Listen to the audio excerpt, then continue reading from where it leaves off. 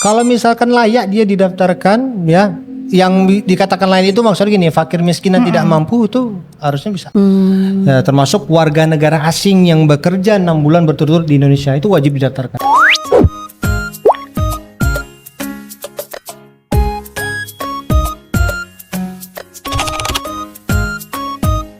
Bang, kami nak tanya nih Bang, Presiden Prabowo ini betul tak pernah meminta untuk Menteri Keuangan Indonesia itu menghapuskan seluruh iuran tunggakan dari peserta BPJS Kesehatan di seluruh Indonesia? Kalau nak dihapuskan tunggakan peserta BPJS di Indonesia, nak berapa banyak tuh dihapuskannya tuh? Ya makanya, ini kan kita minta Bang Yusuf jelaskan, dia kan langsung dari BPJS Kesehatan Tanjung Pinang. Coba Bang, jelaskan dulu Bang. Jadi sebelum abang menjawab nih, kami nak bertanya dulu nih, apa bedanya BPJS Kesehatan dengan JKN? Perkenalkan, nama saya Yusuf ya, kami dari BPJS Kesehatan. Jadi BPJS Kesehatan sama JKN itu berbeda. Maksudnya gini, BPJS Kesehatan itu adalah badan penyelenggara yang dibuat oleh pemerintah untuk menyelenggarakan program jaminan kesehatan. Nah, sedangkan JKN itu itulah nama programnya. Sama kayak kementerian atau lembaga yang punya program, nama program. Nah, kami juga punya nih nama programnya, yaitu JKN, Jaminan Kesehatan Nasional. Berarti BPJS di lembaganya, programnya JKN macam itu. Betul sekali, betul. Kalau mobile JKN itu termasuk dalam program berarti ya? Mobile JKN itu aplikasinya, Kak. Jadi di situ ada fitur-fiturnya tuh. Ada bisa melihat ketersediaan tempat tidur, bisa lihat status kepesertaan, bisa lihat info iuran, seperti itu, dan lain-lain banyak. Orang-orang zaman sekarang ini kan ada yang update, ada juga yang masih kudet gitu. Maksudnya yang kurang update dengan dunia digital gitu kan. Terus sekarang ini untuk membayar BPJS ada yang namanya auto debit. Nah, itu auto debit itu gimana tuh Bang? Mungkin boleh dijelaskan. Baik, terkait dengan auto debit ini khusus ke peserta yang bayar mandiri. Jadi kalau peserta misalkan mau aktifkan auto debit, itu bisa tuh di aplikasi mobile JKN. Atau misalkan peserta juga bisa langsung ke banknya. Nanti bilang aja saya mau aktifkan auto debit. Berarti setiap bulan akan langsung dipotong ya? Iya, betul. Kalau untuk BPJS yang non bayar, non iuran nih macam mana Bang maksudnya? Oke, regulasinya. Ini, saya jelaskan dulu secara garis besar nih terkait jenis-jenis kepesertaan BPJS Kesehatan. Nah, kita tuh secara garis besar ada 2 jenis kepesertaan. Ada PBI, penerima bantuan iuran. Ada juga non PBI, artinya yang bukan penerima bantuan iuran. Untuk yang penerima bantuan iuran itu iuran yang dibayarkan oleh pemerintah pusat. Ya, dalam hal ini melalui Kementerian Sosial. Kemudian ada yang namanya non PBI. Kalau non PBI itu dia terbagi lagi. Ada yang pekerja prima upah, ada yang pekerja bukan prima upah nih Kak. Kalau pekerja prima upah misalkan kayak pejabat negara, ketua DPRD, ya ketua DPR dan beserta anggotanya. Kemudian ada juga ASN. Kemudian ada juga pegawai swasta, kemudian ada juga perangkat desa dan lain-lain yang menerima upah. Lalu yang kedua kita juga ada yang pekerja bukan penerima upah atau PBPU nih. Nah, itu terbagi lagi dia. Ada yang dibayarkan pemerintah daerah, ada yang sendiri. Nah, tadi yang maksud Kakak itu yang dibayarkan pemerintah daerah ya Kak ya.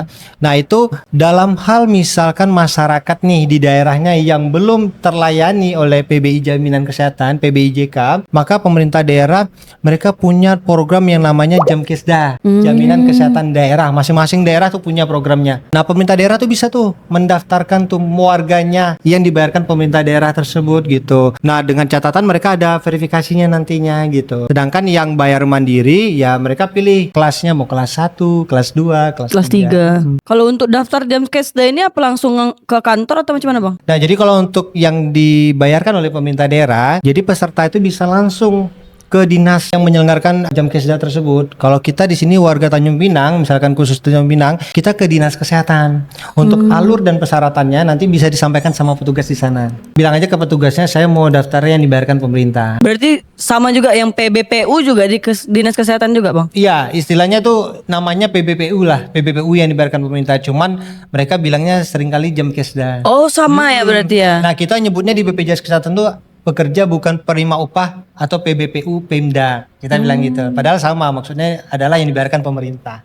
Berarti seluruh masyarakat Indonesia ini boleh dapat jaminan PBI ini, Bang? Kalau misalkan layak dia didaftarkan, ya, yang dikatakan lain itu maksudnya gini, fakir miskin dan tidak mampu itu harusnya bisa. Kalau untuk penerima bantuan iuran yang tadi abang sebutkan itu ketika dia tidak menggunakan BPJS-nya, apakah dinonaktifkan atau macam mana bang? Nah itu tidak betul tuh, informasi banyak beredar seperti itu. Kalau misalkan dia nggak gunakan lalu dia akan dinonaktifkan, tidak betul. Jadi kalau misalkan dia itu sudah tidak aktif, artinya itu tidak layak lagi dia yang dibayarkan pemerintah gitu. Tentu pemerintah kita itu setiap 6 bulan dia mengevaluasi ya kan, kemudian memverifikasi kembali datanya apakah yang peserta tersebut benar fakir miskin dan tidak mampu untuk pada saat ini gitu. Kalau memang misalkan benar ya maka nggak dinotifkan gitu.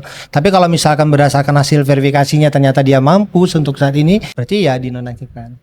Berarti dalam kategorinya itu seperti contohnya bang, tidak bekerja atau karena misalnya tidak punya pencari nafkah atau gimana ya ngomongnya?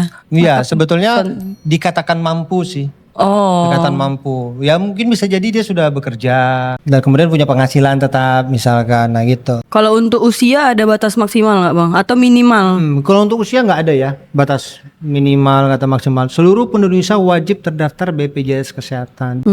Ya, termasuk warga negara asing yang bekerja 6 bulan berturut-turut di Indonesia itu wajib didaftarkan. Nah bang, untuk warga negara asing nih yang bekerja di Indonesia, kan tadi kata abang bilang 6 bulan minimal kerja udah bisa daftar BPJS Kesehatan. Tapi untuk syarat-syarat yang mereka harus siapkan nih apa aja bang? Baik, kalau misalkan perusahaan ya mempekerjakan warga negara asing, jadi nanti di setiap perusahaan tuh ada HRD-nya, kayak bagian kepegawaiannya. Nanti mereka itu yang akan melaporkan tuh melalui aplikasi.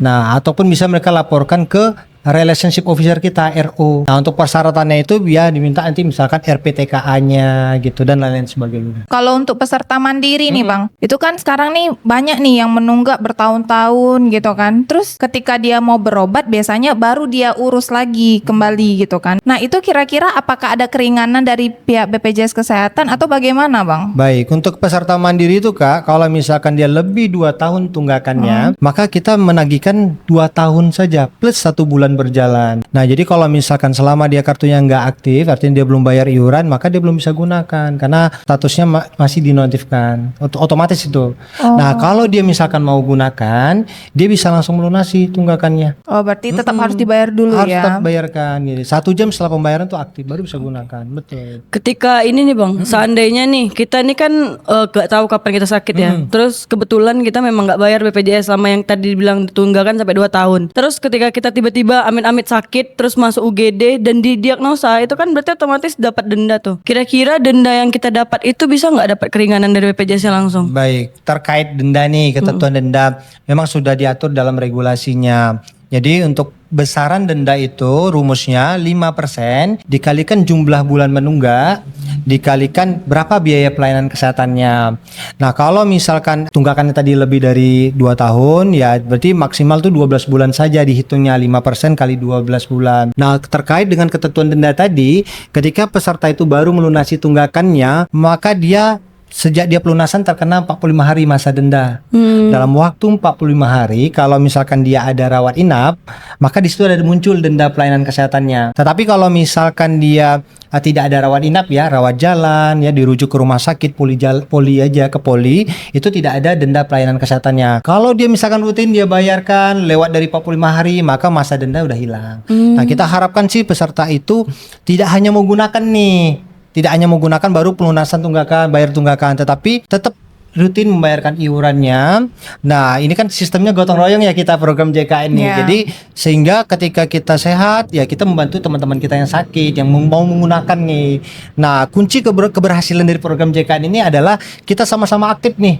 Sebagai peserta kita sama-sama aktif untuk membayar iuran secara rutin. Karena kan ketika kita bayar iuran secara rutin tadi untuk teman-teman kita yang sakit Membantu. gitu. Kalau mau lihat tuh banyak di rumah sakit tuh teman-teman kita yang sakit, apalagi biaya yang bersakit lebih mahal ya. Betul. Itu bisa kita lihat di situ. Berapa manfaatnya mereka terdaftar sebagai peserta JKN gitu. Kalau untuk dari peserta BPJS Kesehatan yang mandiri, itu kemudian dia mau beralih menjadi PBI tadi bang, itu boleh nggak bang? Iya, kalau misalkan dia peserta mandiri ya, dia mau beralih ke PBI Iya. gitu, bisa-bisa saja.